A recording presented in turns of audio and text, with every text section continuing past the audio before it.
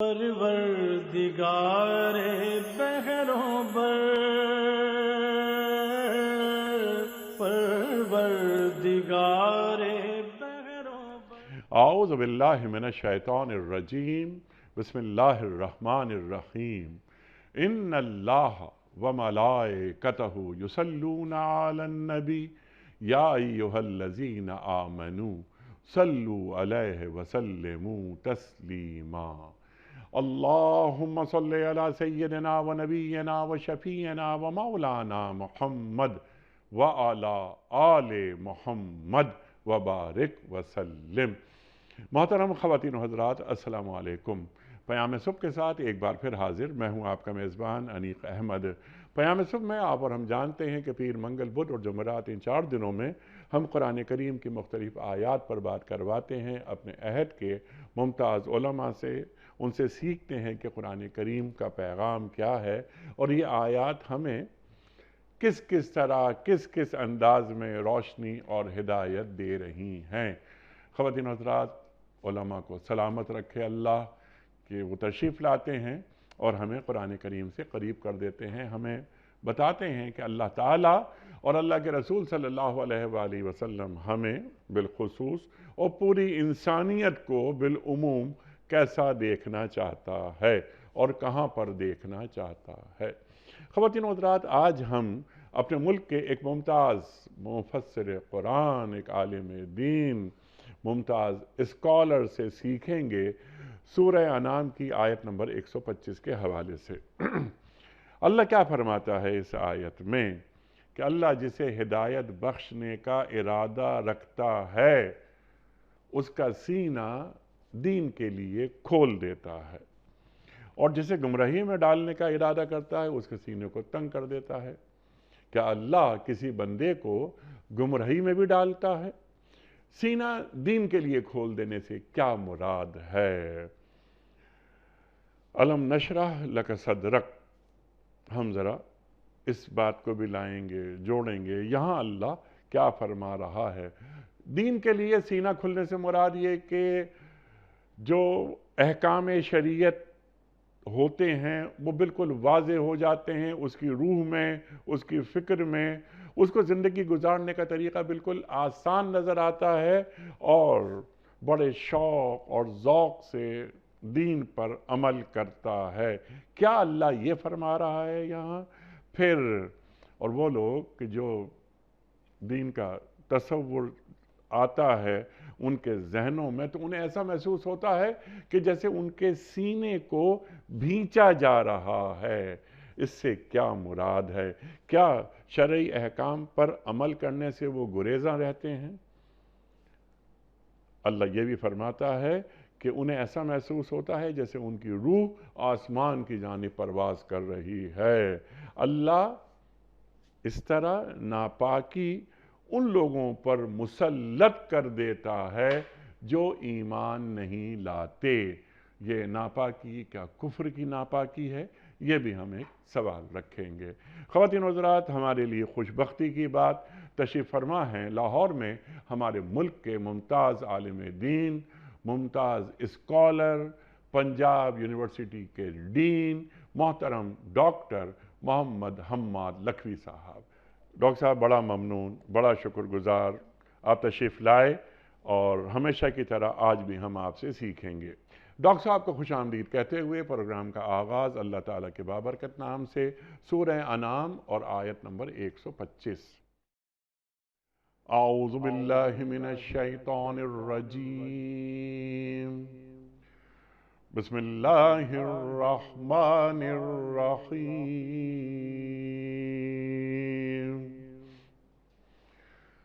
فَمَن يُرِدِ اللَّهُ أَن يَهْدِيَهُ يَشْرَحْ صَدْرَهُ لِلْإِسْلَامِ، وَمَن يُرِدْ أَن يُضِلَّهُ يَجْعَلْ صَدْرَهُ ضَيِّقًا حرجا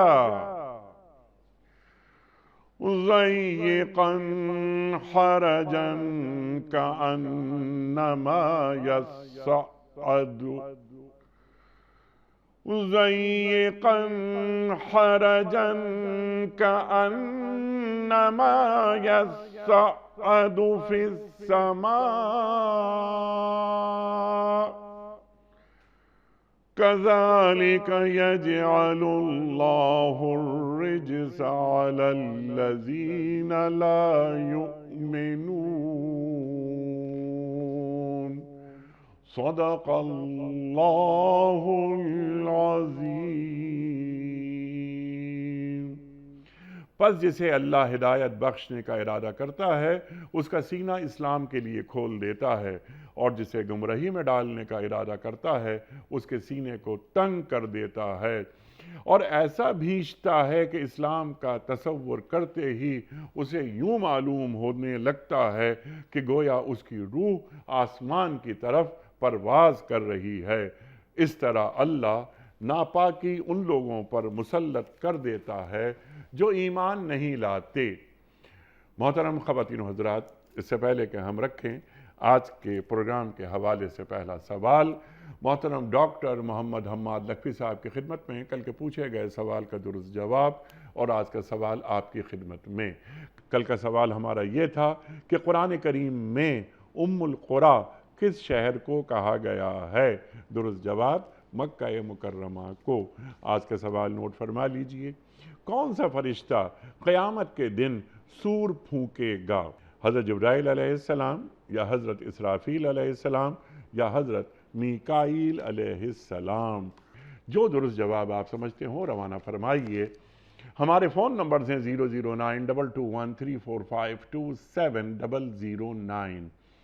ہمارا دوسرا فون نمبر ہے 0092234300980۔ ہمارا ای میل ایڈریس ps@duniatv.tv، ہمارا SMS کا نمبر 3031، اور ہمارا واٹس ایپ کا نمبر ہے 0092321825019 محترم ڈاکٹر صاحب ارشاد فرمائیے، سورہ انعام آیت نمبر 125۔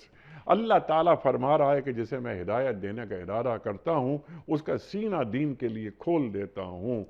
یہ سینہ دین کے لیے کیسے کھلتا ہے، اور اللہ تعالیٰ کا ہدایت دینے کے حوالے سے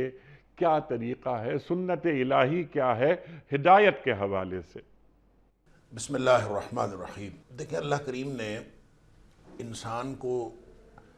جس فطرت پر پیدا کیا ہے اسی فطرت کے مطابق اللہ کریم نے اسلام دین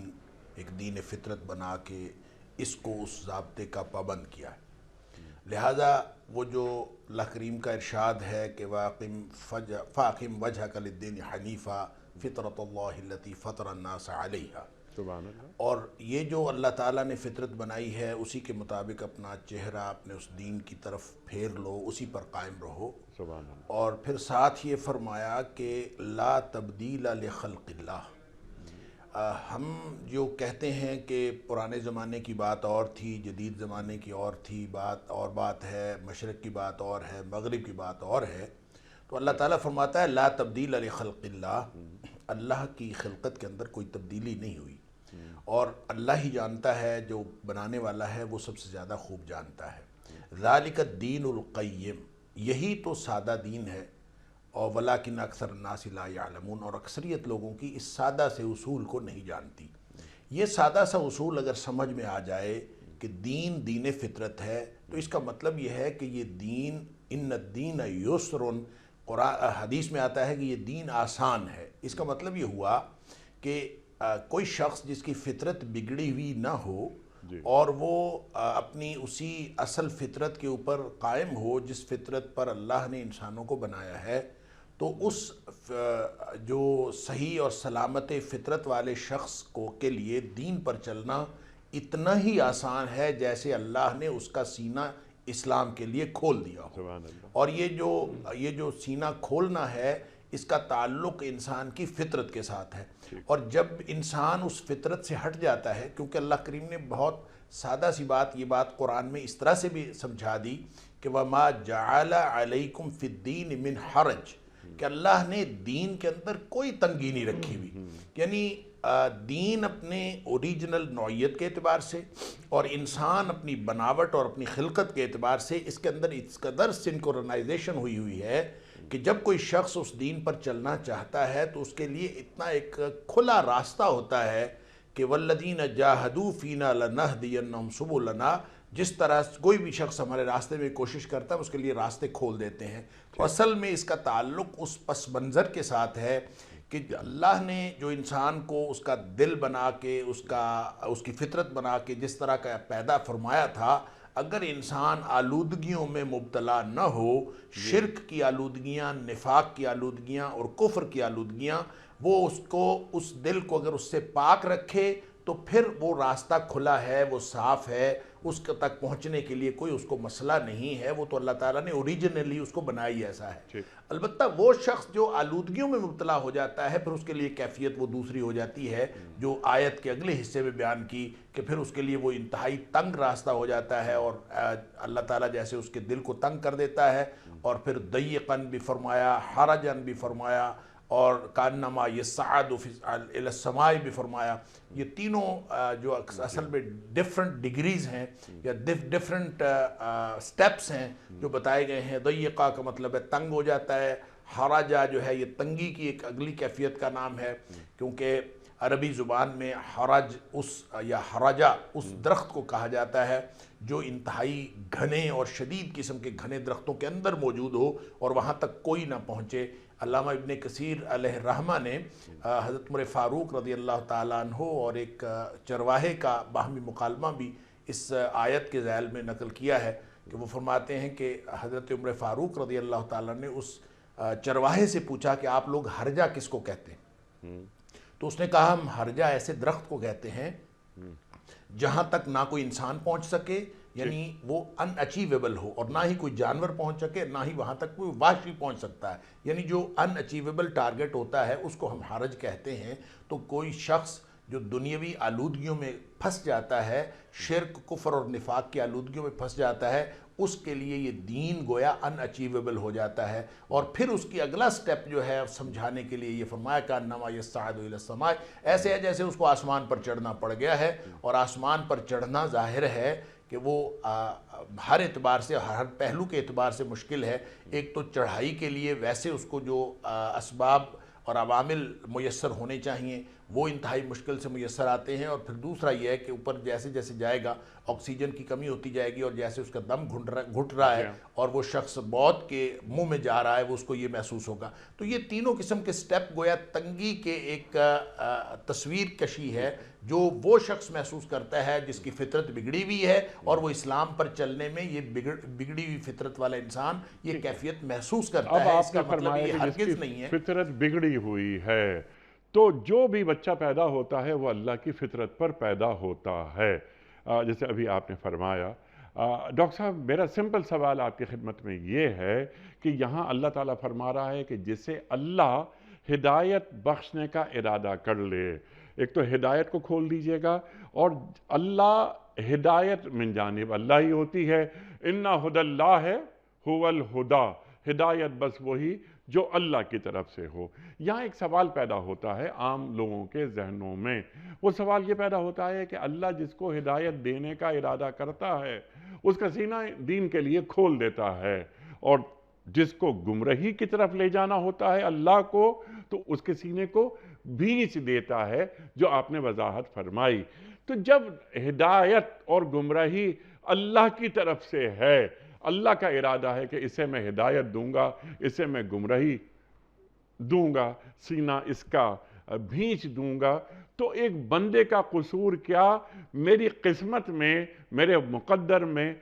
کوئی شخص یہ کہہ سکتا ہے کہ ہدایت لکھی ہوئی نہیں تھی، یہ گمراہی نعوذ باللہ من جانب اللہ ہے؟ ارشاد۔ یہ جو آپ نے وضاحت فرمائی ہے بالکل یہ وضاحت موجود ہے معاشرے کے اندر، اور جو جبریہ کا استدلال تھا ہمارے جو کلامی گروہوں میں سے ایک بہت بڑا گروہ جبریہ جو گزرے ہیں قدریہ کے مقابلے میں، ان کا استدلال بھی اور انہوں نے جن آیات کے سے استدلال کیا ان میں سے یہ آیت بھی شامل ہے، اور وہ بھی یہی استدلال کرتے تھے کہ جب اللہ تعالیٰ ہی کسی کا دل تنگ کر دیتا ہے تو پھر اس میں اس شخص کا کیا قصور ہے، کسی کا سینہ کھول دیا اللہ نے اور کسی کا سینہ تنگ کر دیا۔ تو یہ بات ایسے نہیں ہے، اللہ تعالیٰ انیشلی دیکھیں ایک اللہ کا اختیار ہے اور ایک اللہ کا قانون ہے۔ اللہ کا اختیار تو یہ ہے کہ اللہ تعالیٰ کسی کا دل بھی تنگ کر سکتا ہے اور کسی کا دل سینہ بھی کھول سکتا ہے اور اس کی راستے، لیکن اللہ تعالیٰ کا قانون یہ نہیں ہے۔ اللہ تعالیٰ کا قانون یہ ہے کہ یہ جو کچھ بھی ہوتا ہے یہ اللہ تعالیٰ کے قانون عدل کے مطابق ہوتا ہے، اور جو اللہ کا قانون عدل ہے اس کے بارے میں اللہ تعالیٰ نے خود فرمایا ہے وَلَن تَجِدَ لِسُنَّتِ اللَّهِ تَبْدِيلًا، اللہ کا قانون تبدیل نہیں ہوتا، اور اس قانون عدل کی بنیاد پر جب کوئی شخص اس طرف جانا چاہتا ہے تو اللہ تعالیٰ اس کے لیے وہ راہ آسان کر دیتا ہے، جیسے قرآن میں کہا نُوَلِّهِ مَا تَوَلَّا،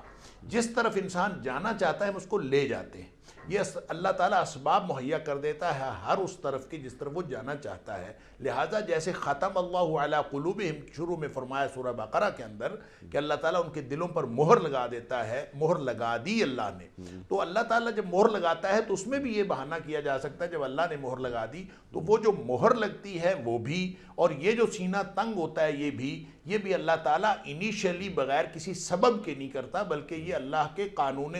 عدل کے مطابق ہوتا ہے، اور قانون عدل یہ ہے کہ اس کے پس منظر میں اس شخص کی اپنی کوشش اور کاوش کا دخل ہوتا ہے، وہ جس طرح کی کوشش اور کاوش زندگی میں کر رہا ہوتا ہے اس کے مطابق اللہ تعالیٰ، کیونکہ نتیجہ کسی بھی چیز کا وہ انسان کے ہاتھ میں نہیں ہے، نتیجہ اللہ کے ہاتھ میں ہے، نتیجہ جب نکلتا ہے تو یقیناً وہ نتیجہ اللہ تعالیٰ کے امر سے ہی ہو رہا ہوتا ہے، کسی کا سینہ تنگ ہو رہا ہے تو وہ بھی اللہ ہی کر رہا ہے، کسی کا سینہ کھل رہا ہے تو وہ بھی اللہ تعالیٰ کھول رہا ہے، لیکن ہو کس بنیاد پر رہا ہے یہ امپورٹنٹ ہے، جس کے لیے نبی کریم صلی اللہ علیہ وسلم نے حدیث کے اندر اس کی وضاحت بھی فرمائی۔ آپ نے فرمایا کہ جب کوئی شخص گناہ کرتا ہے تو دل کے اوپر ایک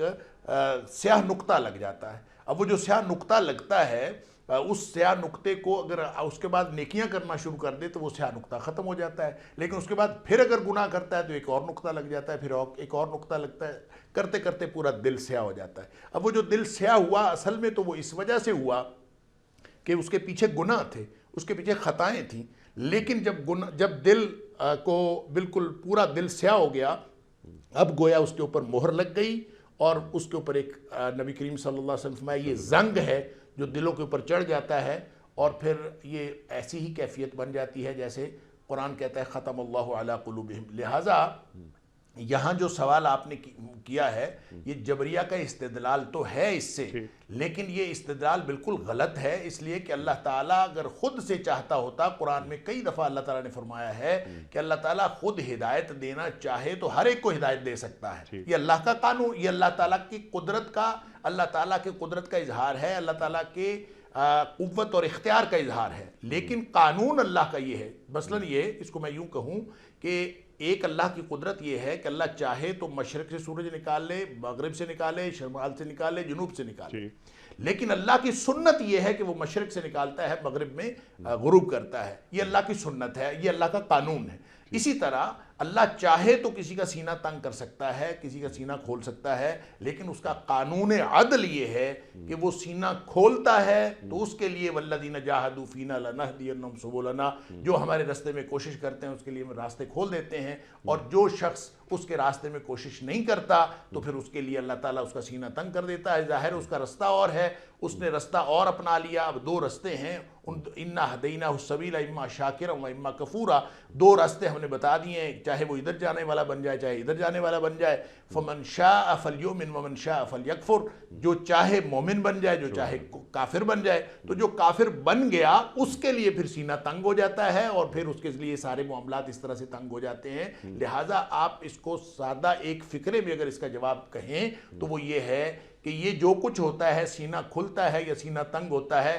یہ اللہ کے قانون عدل کی بنیاد پر ہوتا ہے، اور عدل اس وقت لاگو ہوتا ہے، عدل کا قانون جس کے پیچھے لوگوں کے اعمال ہوتے ہیں، انسانوں کو جو اعمال کرنے کی اللہ نے مرضی اور اختیار کی جو اللہ تعالیٰ نے گنجائش دی ہوئی ہے اور جو اختیار دیا ہوا ہے، اس کی بنیاد پر انسان عمل کرتا ہے، اس کے نتیجے میں سینہ تنگ ہوتا ہے یا سینہ کھلتا ہے۔ سبحان اللہ، سبحان اللہ۔ اور اللہ تعالیٰ کی ہدایت جبری نہیں ہوتی، हदैनाहु नजदैन, अल्लाह ने दोनों रास्ते बता दिए, ये खैर है, ये शर है, ये हलाल है, ये हराम है। अल्लाह अकबर, बिल्कुल आपने बात वाज़े कर दी डॉक्टर साहब। अच्छा, यहाँ एक बात ये भी कि अल्लाह हिदायत ही पर रखना चाहता है बंदे को, लेकिन बंदे के पास इरादे की क़ुव्वत रख दी ताकि वो अपनी मर्ज़ी से काम करे। आजमाइश अल्लाह करवाता रहता है। खलक़ल मौत वल हयात लियब्लुवकुम अय्युकुम अहसनु अमला। अच्छा डॉक्टर साहब, अब ज़रा सा और आगे बढ़ते हैं। हिदायत जबरी नहीं होती, ये बात निकल कर सामने आई। और जैसे आपने फरमाया कि वलन तजिदा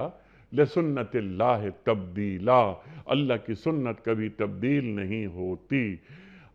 सवाल सिंपल आपकी खिदमत में ये है, एक आम आदमी, मुझ जैसा आम आदमी, उसे कैसे मालूम हो कि उसका सीना दीन के लिए खुला हुआ है, वो राह रास्त पर है? इरशाद। देखिए, ये सवाल सहाबा किराम ने नबी करीम सल्लल्लाहु अलैहि वसल्लम से भी पूछा था सल्लल्लाहु अलैहि कि किसी शख्स को कैसे पता चले कि उसका सीना जो है वो तंग हो गया है या सीना खुला है। अगर अल्लाह ने उसका सीना खोल दिया है तो उसको कैसे मालूम हो, ये कैसे होता है? पहले तो ये सवाल था, ये कैसे होता है? तो नबी करीम सल्लल्लाहु अलैहि वसल्लम फरमाया, अल्लाह ताला उसके दिल में एक नूर डाल देता है और उस नूर की वजह से उसका सीना खुल जाता है। तो फिर सहाबा किराम ने अगला सवाल ये किया कि उसकी अलामत क्या है, हमें कैसे मालूम हो कि किसी शख्स के दिल में ये नूर है और किसी शख्स के दिल में ये नूर नहीं है? तो नबी करीम सल्लल्लाहु अलैहि वसल्लम ने फरमाया कि उसकी निशानी ये है कि उस शख्स को दुनिया से बेरगबती हो जाती है और वो आखिरत की फ़िक्र उसको लग जाती है। आखिरत की फ़िक्र लग जाती है, दुनिया से बेरगबती हो जाती है और वो मौत से पहले मौत की तैयारी शुरू कर देता है। जो शख्स ये तीन काम कर रहा है, यानी उसकी आखिरत की तरफ उसका रुझान है, दुनिया से उसकी बेरगबती है और मौत से पहले मौत की तैयारी में लगा हुआ है, तो आप समझ लीजिए कि उसका सीना अल्लाह की तरफ से खुल गया है और उसके सीने में अल्लाह ताला ने वो नूर डाल दिया है। लिहाजा हम अगर इसको आज भी वही उसूल जो नबी पाक सल्लल्लाहु अलैहि वसल्लम ने उस वक्त बताया, इसको आप देखें कि जो लोग भी आखिरत की तैयारी के अंदर मसरूफ़ हैं और वो जो भी काम कर रहे हैं वो मौत से पहले मौत की तैयारी के ज़ुमरे में आता है और वो हर चीज़ के बारे में ये सोचते हैं कि मुझे मौत के वक्त किसी बात का पछतावा ना हो, मेरी मौत ईमान वाली मौत बन जाए। जो शख्स इस तैयारी में लगा हुआ है, आप समझ लीजिए कि उसके दिल में अल्लाह ताला ने वो नूर डाल दिया और है, वो नफ्स मुतमइन्ना उसके पास है, तो ये उसका सीना दीन के लिए खुल गया। सुभान अल्लाह। लेकिन डॉक्टर साहब, अगर एक शख्स शरीयत के अहकाम को समझने की कोशिश करता है और दुआ मांगता है, बुखारी में दुआ रख दी गई है कि अल्लाहुम्मा फ़क़िहनी फ़िद्दीन, ऐ अल्लाह मुझे दीन की समझ अता कर। एक आदमी, एक शख्स, एक मर्द मोमिन वो हक़ की तरफ जाता है और अल्लाह ताला उसके दिल में हक़ डाल देता है। वो हक़ की रोशनी, वो जब सवाल करता है तो हक़ के हुसूल के लिए करता है। जब वो जवाब देता है किसी सवाल का तो अल्लाह ताला उसके सीने को खोल देता है, उसकी ज़बान से हक़ जारी हो जाता है। तो क्या सीना जब खुल जाता है तो मोमिन की ज़बान पर हक़ का तसलसल जारी रहता है? हाँ, बिल्कुल दुरुस्त बात है। इसलिए कि जब वो मौत की तैयारी जो है वो किसी एक अमल का नाम नहीं है, वो पूरी ज़िंदगी के एक रंग ढंग का नाम है और पूरी ज़िंदगी के जो अमाल हैं उसके अंदर ये जो ख़ास तौर पर इंसान ज़ुबान से जो बयान कर रहा होता है, ये इस बयान का ताल्लुक़ उसके दिलो दिमाग की कैफियत के साथ होता है। दिलो दिमाग की कैफियत अगर ईमान वाली हैं तो फिर अल्लाह ताला उसकी ज़ुबान पर भी हक़ जारी कर देता है। लिहाजा ये बहुत मुमकिन है कि दुनिया में मुख्तलिफ़ जो मामलात ज़िंदगी हैं, इंसान उस वक्त वो सोच ना सके जो कुछ उसको सोचना चाहिए, लेकिन जिस शख्स ने अपनी पूरी ज़िंदगी अल्लाह ताला की मर्ज़ी के मुताबिक गुजारने का तहैया किया होता है, उसको अल्लाह ताला फिर हर मामले में वो बसीरत भी अता कर देता है جو اس کو درست راستے کی رہنمائی کرتی ہے۔ اہدنا الصراط المستقیم کا مطلب بھی یہی ہے۔ سورۃ المائدہ کے اندر جو اللہ تعالیٰ نے فرمایا کہ اللہ یہدی بہ اللہ، اس کے ساتھ اللہ تعالیٰ اس کو ہدایت دیتا ہے۔ سبل السلام، من اتبع رضوانہ سبل السلام، جو شخص اللہ تعالیٰ کی خوشنودی کے لیے پیچھے لگا ہوا ہے، جس کی زندگی کا مقصد یہ ہے کہ میں اللہ تعالیٰ کی خوشنودی کسی طریقے سے حاصل کر لوں، وہ کوئی کام کرتا ہے، وہ چاہے میڈیا پہ بیٹھا ہے، چاہے وہ کاروبار پہ بیٹھا ہے، چاہے وہ کسی تعلیمی ادارے میں بیٹھا ہے، چاہے وہ حکومت میں بیٹھا ہے، چاہے وہ عوام الناس ہے، کوئی بھی شخص ہے، اس کی زندگی کا مطمع نظر یہ ہے کہ میرا اللہ راضی ہو جائے۔ اگر وہ ہر کام اس بنیاد پر کرتا ہے تو اللہ پھر اس کو رہنمائی کرتا ہے سبل السلام، سلامتی کے راستوں کی طرف، گویا ہر موقع پر اس کو سلامتی کا راستہ اختیار کرنے کی توفیق ہوتی ہے۔ اس کو اللہ کریم نے یوں بھی فرمایا، ان تتقوا اللہ، اگر تم اللہ کا تقوی اختیار کرو، کیا مطلب؟ زندگی اللہ کی ناراضگی سے بچنے کے لیے اور اللہ کی خوشنودی حاصل کرنے کے لیے گزارو، تو ان تتقوا اللہ کا معنی یہ ہے یجعل لکم فرقانا، تو اللہ تعالیٰ تمہیں خود ایک ایسا پیمانہ بصیرت عطا کر دے گا کہ تمہیں سچ اور حق اور ایک طرف باطل یہ خود بخود نظر آنا شروع ہو جائے گا۔ حق اور باطل کی تمیز کرنے کا جو پیمانہ ہے وہ اللہ تعالیٰ عطا فرما دے گا، یہ ہے فرقان۔ لہٰذا اس کو تو آپ یوں سمجھ لیجئے کہ جو آپ نے بات کی تھی کہ کیا اس کے زبان پر حق جاری ہو جاتا ہے، یقیناً اس کی زبان پر حق جاری ہو جاتا ہے۔ جس شخص نے زندگی میں یہ طے کیا ہو کہ میں نے اللہ کی ناراضگی سے بچنا ہے اور اللہ کی رضامندی حاصل کرنی ہے، اس کو اللہ تعالیٰ بصیرت بھی عطا کرتا ہے، بصارت بھی عطا کرتا ہے، اور پھر نیک عمل کی توفیق بھی عطا کرتا ہے۔ سبحان اللہ، سبحان اللہ۔ یعنی حق کو سمجھنا، سمجھانا، قبول کرنا، یہ واضح ہو جاتا ہے اس کے اوپر، اور اس کا سینہ دین کے لیے کھل جاتا ہے۔ اچھا ڈاکٹر صاحب یہ فرمائیے آپ، جس سے آپ نے مختلف شعبے بیان فرمائے اپنی گفتگو میں، کہ حق کی طرف رخ کر لینا، اور خواہ وہ میڈیا پر ہو، خواہ وہ کسی بھی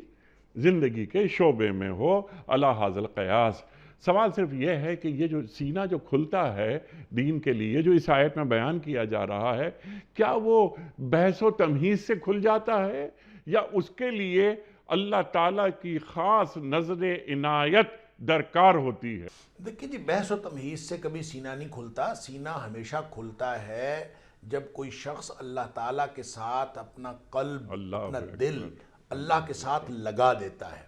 کیونکہ اسی کو اللہ تعالیٰ نے قرآن میں فرمایا ذکر، اور ذکر جو ہے اس کا معنی ہوتا ہے یاد۔ اللہ کی یاد کا معنی صرف زبان سے کچھ کہتے رہنا نہیں ہوتا، دل میں بھی یاد ہوتی ہے اور زبان میں بھی ہوتی ہے، دونوں ملا کے پھر ذکر بنتا ہے۔ یعنی دل کا عمل بھی ہے ذکر، اور زبان کا عمل بھی ہے۔ اور اس پر پھر اللہ تعالیٰ نے فرمایا کہ انا مع عبدی، یہ حدیث قدسی ہے کہ اللہ کریم فرماتا ہے انا مع عبدی، میں اپنے بندے کے ساتھ ہو جاتا ہوں، اس کو میری معیت حاصل ہو جاتی ہے، اذا ذکرنی، جب وہ مجھے یاد رکھتا ہے، اور وتحرکت بی شفتہ، جب اس کے ہونٹ ہل رہے ہوتے ہیں تو میں اس کے ساتھ ہوتا ہوں۔ تو یہ جو دل میں نور پیدا کرنا اور دل کا جو سینہ کھلنا ہے، اس کا تعلق آپ کے طرز زندگی کے ساتھ ہے، کہ آپ نے اپنے طرز زندگی اللہ کے ساتھ جوڑنے کے لیے نبی کریم صلی اللہ علیہ وسلم کا بتایا ہوا طریقہ اختیار کیا ہے کہ نہیں کیا۔ اگر آپ اس طریقے سے زندگی گزار رہے ہیں تو آپ تنہائیوں میں بیٹھے ہوئے ہوں، کوئی بحث تمہیز نہ کر رہے ہوں، آپ لوگوں کے ساتھ محفل میں جا کے کوئی جھگڑا بھی نہ کر رہے ہوں، آپ اپنی گھر کے پچھلے کمرے میں بیٹھ کے بھی اگر آپ تنہائیوں میں بھی اللہ کی مرضی کا تہیہ کر کے اس کے مطابق زندگی گزار رہے ہیں، تو اللہ تعالیٰ آپ کو تنہائیوں سے نکال کے وہ آپ کی زبان پر حق بھی جاری کرے گا۔ آپ نبی پاک صلی اللہ علیہ وسلم کی حیات طیبہ کا مطالعہ کریں تو غار حرا پہ بیٹھے تھے نبی پاک صلی اللہ علیہ وسلم، تو لیکن دل جڑا تھا نبی کریم صلی اللہ علیہ وسلم کا اللہ کریم کے ساتھ۔ لہذا جو ہی فرشتے نے آ کے پوچھا اقرا پڑھو، تو کچھ نہیں فرمایا ما انا بقارئ، میں نے نہیں پڑھنا۔ 3 دفعہ فرشتہ کہتا ہے پڑھو، آپ فرماتے ہیں ما انا بقارئ، میں نہیں پڑھتا۔ لیکن وہی فرشتہ جب یہ کہتا ہے اقرا بسم ربک الذی خلق، اس رب کے نام سے پڑھو جس نے تمہیں پیدا کیا ہے، تو گویا بیٹھے ہی اسی کے لیے تھے، فوراً پڑھنا شروع کر دیا، اور پھر جب پڑھنا شروع کیا تو اس پر اللہ تعالیٰ نے پھر حق جاری بھی کیا، اپنے مشن بھی لیا، گھر سے وہاں سے غار سے نکلے بھی، اور پورے عالم میں نبی پاک صلی اللہ علیہ وسلم کا چرچا ہوا۔ تو ہمیں سنت یہ جو نبی پاک صلی اللہ علیہ وسلم کی مل رہی ہے کہ جو شخص اللہ سے جڑا ہوا ہو اور اللہ سے جڑ کے زندگی گزارنا چاہتا ہو، نبی کریم صلی اللہ علیہ وسلم کا اسوہ اپنا لے۔ لقد کان لکم فی رسول اللہ اسوۃ حسنہ، تو بحث و تمہیز سے خدا نہیں ملتا، خدا ملتا ہے اللہ کی یاد سے، اور اللہ کی یاد ہر عمل سے پہلے یہ سوچ لینے میں ہے کہ کیا جو میں کام کر رہا ہوں اس میں میرا اللہ راضی ہے یا ناراض۔ اگر آپ ہر کام کرنے سے پہلے یہ سوچنا شروع کر دیں، اور جس کام میں اللہ کی ناراضگی کا امکان ہے وہ چھوڑ دیں، اور جس کام میں اللہ تعالیٰ کی رضامندی کا امکان ہے وہ حاصل کر لیں، تو یہی وہ طریقہ ہے جو انسان کا سینہ بھی کھولتا ہے، نور بھی عطا کرتا ہے، اور اس کو اللہ تعالیٰ کی معیت بھی حاصل سبحان اللہ، سبحان اللہ، سبحان اللہ۔ اللہ کا نور حاصل ہونا، اللہ کی معیت حاصل ہونا۔ اقم الصلاۃ لذکری، اللہ تعالیٰ قرآن کریم میں فرماتا ہے کہ نماز قائم کرو میرے ذکر کے لیے۔ ڈاکٹر صاحب ایک اور آسان سیدھا سادہ سوال آپ کی خدمت میں، جو گفتگو آپ نے فرمائی، اس کو ہم اگر اس کو ایک سوال کی شکل میں پیش کریں کہ ایک شخص یہ چاہتا ہے کہ اس کا سینہ دین کے لیے کھل جائے، وہ اللہ کے نور سے دیکھنے لگے، اس کی زبان سے حق جاری ہو جائے، تو کیا وہ ایک مراقبہ، غور، فکر، سوچ، تنہائی میں اللہ کو یاد کرنا وغیرہ وغیرہ، یہ طریقہ وہ اپنائے، یا کونوا مع الصادقین، کسی اللہ والے کی صحبت اسے درکار ہوتی ہے؟ دیکھیں بات یہ ہے کہ نبی کریم صلی اللہ علیہ وسلم نے پوری زندگی کا طریقہ ہمارے سامنے رکھ دیا ہے۔ اب نبی پاک صلی اللہ علیہ وسلم کے جب ابتدائی ایام تھے تو وہ ارتقاء ہوا، اور کرتے کرتے دین مکمل اس دن ہوا جب نبی پاک صلی اللہ علیہ وسلم پر یہ آیت نازل ہوئی، الیوم اکملت لکم دینکم واتممت علیکم نعمتی ورضیت لکم الاسلام دینا۔ تو نبی پاک صلی اللہ علیہ وسلم کی ابتدائی حیات طیبہ سے لے کر آپ کے جو خطبہ حجۃ الوداع تک، بلکہ آپ کی اس دنیا سے تشریف لے جانے تک، جو درمیان میں جتنا کچھ ہے اور جو ارتقاء ہوا ہے، یہ مکمل سنت ہے۔ ایسا نہیں ہے کہ آپ کسی ایک حصے کو لے لیں اور ایک حصے کو چھوڑ دیں، ایسا ممکن نہیں ہے۔ لہٰذا جب آپ نبی پاک صلی اللہ علیہ وسلم، یہ جو بیٹھنا ہے یا کسی ایک شخص کی جو ہے وہ کسی ایک شخصی میت اختیار کر لینا، آپ سمجھے اس سے جو ہے وہ سینہ کھل جاتا ہے، یا آپ کو مراقبے سے سینہ کھل جاتا ہے، یا آپ کو کسی جماعت کی معیت سے سینہ کھل جاتا ہے، نہیں۔ یہ تمام امور جس میں اجتماعی امور بھی ہیں، انفرادی امور میں ہیں، اور لوگوں کی معیت بھی شامل ہے، نیک لوگوں کی صحبت بھی شامل ہے، اور یہ ساری جب مل جائیں گی آپ یہ نہیں کہہ سکتے کہ میں چونکہ مراقبے میں ہوں، میں نماز جو ہے اپنے گھر میں پڑھوں گا، اس وقت میں مراقبے میں ہوں اللہ تعالیٰ کے ساتھ، نہیں۔ جب نماز کا وقت ہے تو آپ کو مسجد میں جا کے نماز پڑھنی پڑے گی۔ اب یہ پورا طریقہ سمجھ میں آ گیا۔ اب آپ غار حرا میں بیٹھے 3 سال یا زندگی نہیں گزار سکتے، آپ کو دن میں 5 وقت جو ہے مسجد میں جانا پڑے گا۔ اب یہ مکمل طریقہ آپ کے پاس آ گیا ہے، اس میں استاد کی رہنمائی بھی موجود ہے، اس میں وہ علمی القائے نسبت بھی موجود ہے کہ نبی کریم صلی اللہ علیہ وسلم کے ساتھ آپ کی نسبت جڑے علم کے اعتبار سے، اس میں آپ کو سنت کی پابندی گھر کے اندر جو نبی پاک صلی اللہ علیہ وسلم بطور سربراہ گھرانہ جو آپ کی سنت تھی وہ بھی آپ کو عمل کرنا پڑے گا، باہر جو معاشرے کے اندر آپ نے کیا، جو کچھ نبی پاک صلی اللہ علیہ وسلم نے کیا، ہر عمل اپنانا پڑے گا۔ اور یہ جو لقد کان لکم فی رسول اللہ اسوۃ حسنہ، یہ غزوہ احزاب کے ضمن میں، یہ سورہ احزاب میں یہ آیت نازل ہوئی ہے، اور گویا نبی کریم صلی اللہ علیہ وسلم جب باطل سے ٹکرائے ہیں تو وہ بھی نبی پاک صلی اللہ علیہ وسلم کو اسوہ حسنہ ہے۔ تو گھر سے لے کر آپ باطل سے ٹکرانے تک درمیان میں جتنے مراحل ہیں یہ مکمل سنت نبوی ہے، اور اس کے مطابق زندگی گزارنے کا جو عزم ہے، جو بھی موقع ہو آپ اس موقع کو اویل کریں گے۔ لہٰذا کسی کی معیت، کسی مرشد کا پتہ حاصل کرنا، کسی استاد کے سامنے زانو تلمذ طے کرنا، کسی شخص کے پاس بیٹھ کر دین کی چیزیں دیکھنا، اپنی گتھیاں سلجھانا، اور اپنے تنہائی بھی اختیار کرنا، تنہائی میں بیٹھ کے قرآن کو سمجھنا سمجھانا، قرآن پہ غور و فکر کرنا، اور قرآن کو پڑھنا، اور پھر اس کے علاوہ جو فرائض اللہ تعالیٰ نے عائد کیے ہیں وہ سارے کے سارے پورے کرنا۔ ان سب کو جب انسان عمل کرنے کی کوشش کرتا ہے تو دراصل سنت نبوی پر عمل کرنے کی کوشش وہ شخص کرتا ہے۔ اب اس کے لیے یہ راستہ ہے اللہ کا نور حاصل کرنے کا اور صراط مستقیم پر جانے کا۔ سبحان اللہ، سبحان اللہ۔ پھر اللہ تعالیٰ خود ایک مربی یا ایک مزکی کو فراہم کر دیتا ہے کہ تم اس کے پاس جاؤ، دین سیکھو، لیکن وہ دین جس کی سند، جیسا کہ آپ نے فرمایا، اللہ اور اللہ کے رسول صلی اللہ علیہ وآلہ وسلم سے مل رہی ہو۔ یہ ایک مکمل پیکیج ہے۔ اللہ اکبر، اللہ اکبر۔ اور اللہ جسے گمراہی میں ڈالنے کا ارادہ کرتا ہے اس کے سینے کو بھیج دیتا ہے، اسے یہ محسوس ہوتا ہے کہ اس کی روح آسمان کی طرف پرواز کر رہی ہے۔ اللہ اکبر۔ اب ہم دیکھتے ہیں کہ بعض افراد کے سامنے جب دین کی بات ہوتی ہے، اللہ کی بات ہوتی ہے، اللہ کے رسول صلی اللہ علیہ وآلہ وسلم کی بات ہوتی ہے، یہ میں غیر مسلموں کی بات نہیں کر رہا، یہ مسلمان معاشروں کی بات کر رہا ہوں، اور مجھ سے زیادہ ڈاکٹر صاحب آپ جانتے ہیں، وہ روک دیتے ہیں کہ ہاں بس بہت گفتگو ہو گئی، اب یہ کیا دین کی باتیں، کیا اللہ کا ذکر بار بار۔ اقبال فرماتے ہیں نا کہ بہت باریک ہیں واعظ کی چالیں، بہت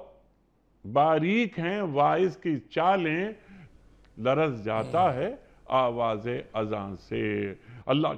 کئی مدارج ہیں، بڑے واعظ چلتے رہتے ہیں، دین پر بڑی گفتگو ہوتی ہے، لیکن جسے ہم کہتے ہیں نا کہ لفظوں کی جگالی، دین چلتا پھرتا کردار دیکھنا چاہتا ہے، اس شخص کے اعمال کیسے ہیں، دین اس کے اندر کتنا اترا ہے۔ اللہ اکبر، اللہ اکبر۔ اذان کی آواز آتی ہے تو گھبراہٹ ہوتی ہے اس سے، تو سینہ جو اللہ تعالیٰ بھیجتا ہے جسے گمراہی میں ڈالنے کا ارادہ کرتا ہے، تو کیا اللہ تعالیٰ اس کے دل میں تڑپ اور لپک اور للک دین کے لیے محسوس نہیں پاتا؟ تو پھر یدل بہی کثیرا ویہدی بہی کثیرا۔ ارشاد۔ دراصل یہ وہی بات ہے جو پہلے اصولی طور پر ہم نے شروع میں بات کر لی، میں اس کو اور تھوڑا سا آگے بڑھا دیتا ہوں۔ دیکھیں بات یہ ہے کہ ایسا نہیں ہے کہ دین کو نہ ماننے والے اپنے گھر میں بیٹھے سینے میں تنگی محسوس کرتے ہیں، ایسا نہیں ہے، بلکہ بہت سارے جو بے دین ہوتے ہیں اور دین سے دور افراد ہوتے ہیں، وہ اپنے گھروں میں دنیاوی معاملات میں بڑی خوشی محسوس کر رہے ہوتے ہیں، اور وہ اپنے آپ کو بظاہر دنیاوی مادی حوالوں سے اپنے آپ کو مطمئن محسوس کر رہے ہوتے ہیں، اور بہت سارے لوگ جو ہیں ان کی زندگیوں کو دیکھ کر ان کا جو زندگی کے اندر جو رنگ ڈھنگ ہے وہ دیکھ کر، ان کا غلبہ دیکھ کر بہت سارے لوگ جو ہیں وہ اس سے باقاعدہ انسپائر ہو رہے ہوتے ہیں کہ جناب یہ تو بڑا یہ تو ان کے اوپر شاید بڑا اللہ کا کرم ہے اور یہ سب کچھ ہے، یہ سمجھ رہے ہوتے ہیں۔ ان کے دل تنگ نہیں ہو رہے ہوتے، وہ تو اپنی خوشی میں ان کو تو اللہ نے مہلت دی ہوئی ہے، اور ان کو جب اللہ تعالیٰ مہلت دے دیتا ہے تو پھر اللہ تعالیٰ فرماتا ہے وَلَا يَغُرَّنَّكَ تَقَلُّبُ الَّذِينَ كَفَرُوا فِي الْبِلَادِ، کافروں کا زمین میں دندناتے پھرنا تمہیں کسی دھوکے میں مبتلا نہ کرے، متاع قلیل ثم مأواہم جہنم، یہ تھوڑے دنوں کا سامان ہے، اس کے بعد ان کا ٹھکانہ جہنم ہے، وبئس المہاد، اور بہت برا ٹھکانہ ہے۔ رہ گئی بات مسلمانوں کی، تو مسلمانوں میں سے اللہ تعالیٰ دیکھیں، اللہ تعالیٰ نے امتحان کے لیے پیدا کیا ہے، امتحان کے طریقے مختلف ہیں، وہ کسی کو دے کے آزماتا ہے، کسی سے چھین کے آزماتا ہے، تو جس کو دنیاوی مال و دولت مل جاتا ہے وہ یہ سمجھتا ہے کہ میرے اوپر بڑا اللہ کا کرم ہے اور میری بڑی موج لگی ہوئی ہے اور میں ٹھیک ہوں، اس وقت اس کا سینہ تنگ نہیں ہوتا، اس کا سینہ تنگ اس وقت ہوتا ہے جب اس کو دین کی بات کی جاتی ہے، جو آپ نے اپنے سوال کے اندر رکھی تھی، جب اس کو دین کی بات کی جاتی ہے، جب اس کو اسلام کی طرف بلایا جاتا ہے، جب اس کو نبی پاک صلی اللہ علیہ وسلم کو اسوہ بتایا جاتا ہے، جب اس کو زندگی گزارنے کا وہ طریقہ بتایا جاتا ہے کہ نبی کریم صلی اللہ علیہ وسلم نے اس موقع پر، شادی کے موقع پر، بیاہ کے موقع پر،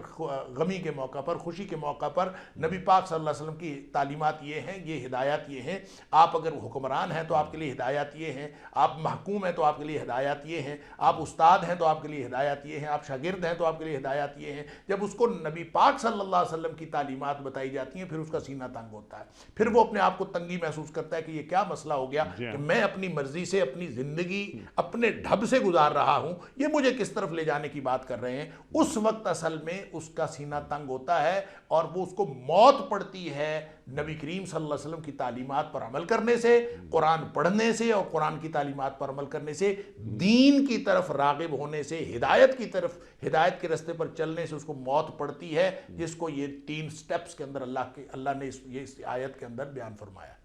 جی سبحان اللہ، سبحان اللہ۔ اور جب کفر و شرک کی باتیں وہ سنتا ہے تو اسے مزہ آنے لگتا ہے، جہاں اللہ تعالیٰ کی نافرمانیاں ہو رہی ہیں،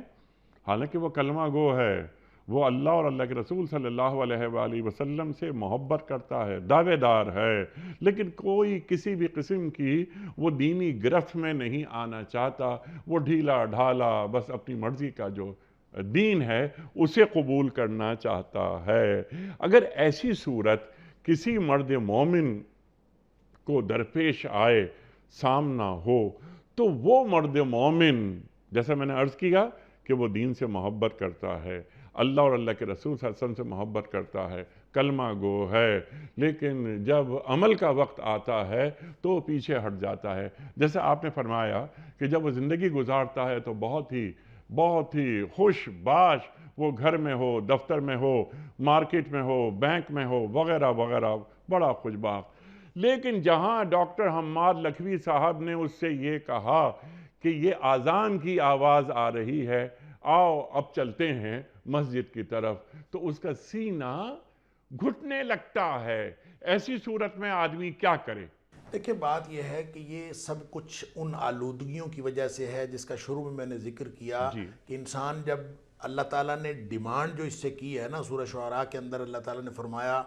کہ دیکھیں یوم لا ینفع مال ولا بنون، اس دن قیامت والے دن نہ مال کام آئے گا نہ بیٹے کام آئیں گے، الا من اتی اللہ بقلب سلیم، سوائے اس شخص کے کہ جو صرف صحیح سالم دل لے کے آ گیا، جیسا اللہ نے بنایا ہے ویسا اس کو لے کے آ جاؤ، اس کو آلودگیوں میں مبتلا کیے بغیر صاف ستھرا لے کے آ جاؤ۔ وہ ہم جب آلودگیوں سے بچا نہیں پاتے، اور اس کا طریقہ کیا ہے بچانے کا؟ اس کا طریقہ وہی ہے جو اللہ کے رسول صلی اللہ علیہ وسلم نے بتایا ہے۔ آپ نیکیاں کرتے ہیں دل صاف ہوتا ہے، آپ نمازیں پڑھتے ہیں دل صاف ہوتا ہے، خدمت خلق کرتے ہیں دل صاف ہوتا ہے، خدمت خلق اللہ کی رضامندی کے لیے، اور اسی طرح سے جتنی نیکیاں ہیں حقوق العباد اور حقوق اللہ سے متعلق وہ کرتے جاتے ہیں، دل صاف ہوتا جاتا ہے۔ لیکن اگر کوئی شخص ایسی غلطیاں کر بیٹھا ہے اور ایسی آلودگیوں میں مبتلا ہوا ہے جس کی وجہ سے اس کا دل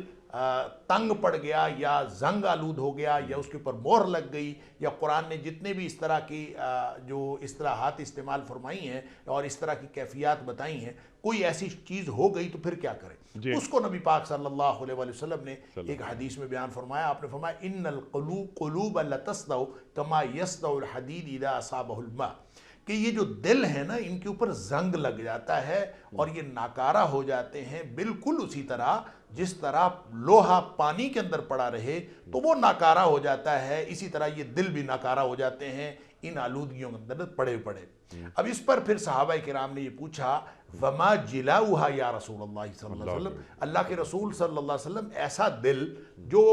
مہر لگ گئی یا زنگ لگ گیا، زنگ آلود ہو گیا اس کی، یا یہاں اس آیت کے حوالے سے اس کا دل تنگ پڑ گیا، تو اب وہ کیا کرے؟ کیا اس کی صفائی کا کوئی انتظام ہے؟ تو اس پر پھر نبی پاک صلی اللہ علیہ وسلم فرمایا ہاں دو چیزیں ہیں جس سے یہ دل صاف ہوتا ہے۔ آپ نے فرمایا کہ کثرت ذکر الموت و تلاوت القرآن، کہ اگر وہ موت کا زیادہ موت کو یاد کرے، اس کا تذکرہ کرے، اس سے بھی دل صاف ہوتا ہے موت کو یاد رکھنے سے، اور دوسرا قرآن کی تلاوت کرنے سے اور قرآن کے پیچھے چلنے سے بھی دل صاف ہوتا ہے۔ تلاوت القرآن کے دونوں معنی ہیں، ایک تلاوت کا مطلب یہ ہے کہ اس کو پڑھنا، ایک تلاوت کا مطلب یہ ہے اس کے پیچھے پیچھے چلنا، جو جو قرآن کہہ رہا ہے آپ پڑھتے جائیں، اس کی تعلیمات پر عمل کرتے جائیں، دل صاف ہوتا چلا جاتا ہے۔ یہ ہے وہ راستہ جو نبی کریم صلی اللہ علیہ وسلم نے اس شخص کو بتایا ہے جس کو احساس ہو جائے کہ میرا دل تنگ پڑ گیا ہے، میں غلطیاں کر بیٹھا ہوں، میری غلطیوں کی وجہ سے میرا دل جو ہے اس نور سے محروم ہو گیا ہے جس نور نے مجھے ہدایت کی طرف لے کے جانا تھا۔ جس کو یہ احساس ہو جائے وہ اسی دن اپنی موت کو یاد کرنے لگے اور قرآن کی تلاوت کر کے اس سوچ سمجھ کر پڑھ کر اس پر عمل کرنے کی کوشش شروع کر دے، انشاءاللہ اللہ تعالیٰ اس کے دل کی ساری آلودگیاں ختم کر دے گا اور اس کا سینہ کھول دے گا، جو پہلے تنگ تھا وہ تنگی سے شرح صدر کی طرف آ جائے گا۔ سبحان اللہ سبحان اللہ۔ اور آج ہمارے گھروں میں کیا ہو رہا ہے کہ اگر کوئی بچہ بھی، بڑا تو کیا بچہ بھی موت کا ذکر گھر میں کر دے تو اسے روکا جاتا ہے کہ یہ ایسا کام نہیں کرو، شام کا وقت ہے، کیا تم موت کا ذکر کر رہے ہو؟ جبکہ اللہ کے رسول صلی اللہ علیہ وآلہ وسلم کا فرمان ہے کہ موت کو یاد رکھا کرو اور تلاوت قرآن کریم، جیسا کہ آپ نے فرمایا۔ دیکھیں نا انیک صاحب، مسئلہ تو یہ ہوا ہے ہمارے گھروں کے ماحول کی آپ نے بات کی، ہمارے صرف گھروں کا ماحول نہیں، ہمارے محفلوں کا ماحول، ہماری گپ شپ کی محفلیں، ہمارے دوستوں کی محفلیں، احباب کی محفلیں، یہ موت کے تذکرے سے بھی خالی ہو گئی ہیں، دین کے تذکرے سے بھی خالی ہو گئی ہیں۔ جب نہ دین کا تذکرہ ہوتا ہے نہ اللہ رسول کی بات ہوتی ہے تو وہاں سے جب ہم اٹھتے ہیں تو سوائے دل کی سختی اور تنگی کے ہم تو کوئی چیز لے کے نہیں اٹھتے. دیکھو اس کو دل کی سختی بھی کہا گیا ہے, اور دل کی سختی جو ہے اللہ تعالیٰ معاف فرمائے, یہاں تو دل کی تنگی اور دل کو تنگ کرنے والی بات کہی تو قرآن میں اللہ کریم نے یہ بھی کہا ہے کہ جو لوگ اللہ تعالیٰ کے وعدے پر پورا نہیں اترتے ان کی سب سے پہلی نشانی یہ ہے کہ ان کے دل جو ہے وہ سخت ہو جاتے ہیں, ان کے اوپر لعنت ہو جاتی ہے, ان کے اوپر لعنت ہو جاتی ہے. اللہ تعالیٰ نے فرمایا کہ بنی اسرائیل کو ہم نے ایک وعدہ دیا تھا, انہوں نے وعدہ پورا نہیں کیا تو ان کے نتیجے میں انہوں نے وعدہ توڑا, اور اللہ تعالیٰ فرماتا ہے کہ ہم نے ان کے اوپر لعنت کر دی. وَجَعَلْنَا قُلُوبَهُمْ قَاسِيَةً, ان کے دلوں کو سخت کر دیا. اب ظاہر ہے کہ یہ جو ایک سسٹم ہے اس نظام کے تحت جب انسان عمل کرتے کرتے اپنے دل سیاہ کر بیٹھتا ہے, سخت کر بیٹھتا ہے, اس کو زنگ لگوا لیتا ہے, اس کو تنگ کر بیٹھتا ہے, تو عمل تو یہ اللہ نے کیا ہے لیکن اس کے قانون عدل کی بنیاد پر کیا ہے. اس سختی کو نبی کریم صلی اللہ علیہ وسلم نے اس طرح بھی بیان فرمایا. آپ نے فرمایا یہ جو تم گپ شپ کی محفلیں کرتے ہو, میں نے جو عرض کیا آپ جو فرما رہے تھے کہ گھروں کا ہمارا ماحول, تو جو گھروں کا ماحول یا احباب کی محفلیں اللہ کے دین کے تذکرے سے خالی ہوتی ہیں, نبی پاک صلی اللہ علیہ وسلم کے تذکرے سے اور موت کے تذکرے سے خالی ہوتی ہیں, ان کے بارے میں آپ نے فرمایا کہ لا تکثر الکلام بغیر ذکر اللہ. آپ نے فرمایا ایسی محفلوں سے, ایسی گپ شپ سے اور ایسی گفتگو سے پرہیز کیا کرو جس میں اللہ کا ذکر نہ ہو, اس لیے کہ ان کثرت الکلام بغیر ذکر اللہ, وہ گفتگویں جس میں اللہ کی یاد نہیں ہوتی, اللہ کا ذکر نہیں ہوتا, قسوۃ للقلب, یہ انسان کے دل کی سختی کا باعث بنتی ہے. اور فرمایا کہ ان ابعد الناس من اللہ القلب القاسی, وہ جو شخص جس کا دل سخت ہو جاتا ہے وہ اللہ تعالیٰ کی رحمت سے سب سے زیادہ دور ہوتا ہے, گویا وہ لعنتی شخص بن جاتا ہے. لہٰذا یہ تو ایک ٹریک ہے, جو شخص اس ٹریک پہ چل پڑا اللہ تعالیٰ معاف فرمائے, سوائے لعنت کے اور اللہ کی رحمت کی محرومی سے اس کے نصیبے میں اور کچھ نہیں آتا. اس سے بچنا ہے تو ہمیں اپنی محفلوں کے اندر موت کے تذکرے, اللہ کا ذکر, اللہ کے رسول صلی اللہ علیہ وسلم کا ذکر اور اللہ کے دین کے تذکرے, جب تک ہم یہ نہیں کریں گے اور اس پر عمل کرنے کی کوشش کا آغاز نہیں کریں گے, ہم واپس اپنے دلوں کو صاف اور ہدایت کے راستے پر نہیں لا سکتے. اور اس کے بدلے میں اللہ تعالیٰ ناپاکی مسلط کر دیتا ہے. چند ناپاکیوں کی طرف آپ نے اشارہ فرمایا, پھر انہیں بدکاروں, زانیوں, شرابیوں کی محفلیں اچھی لگنے لگتی ہیں. اللہ اکبر. اچھا جی, یہ جو رجس ہے نا, رجس کے بارے میں ترجمہ تو اس کا یہی ہے, پلیدی اور ناپاکی, کہ اللہ تعالیٰ اس کے اوپر ناپاکیاں مسلط کر دیتا ہے. تو اس کے معنوں میں مفسرین نے مختلف باتیں لکھی ہیں, لیکن ایک بات جو بہت اہم ہے یہاں ذکر کرنے کے لیے, ایک بڑے معروف تابعی ہیں حضرت مجاہد رحمہ اللہ, وہ کہتے ہیں رجس سے مراد ہر وہ چیز ہے جو خیر سے خالی ہو, خیر سے خالی ہو اور اطاعت الہی سے خالی ہو. خالی ہو. لہذا اس کو ہر اس کام کی توفیق ہی نہیں ہوتی جس میں خیر ہو, بھلائی ہو اور اللہ کی رحمت ہو. اس کو صرف اس بات کی توفیق ہوتی ہے جس میں جو اللہ کی رحمت سے محروم ہو اور جس کے اندر ناپاکی ہو, پلیدی ہو, خیر سے خالی ہو. اور اللہ تعالیٰ ان لوگوں کو جو ایمان نہیں رکھتے یا ان ایمان کی بنیاد پر اپنے اعمال کو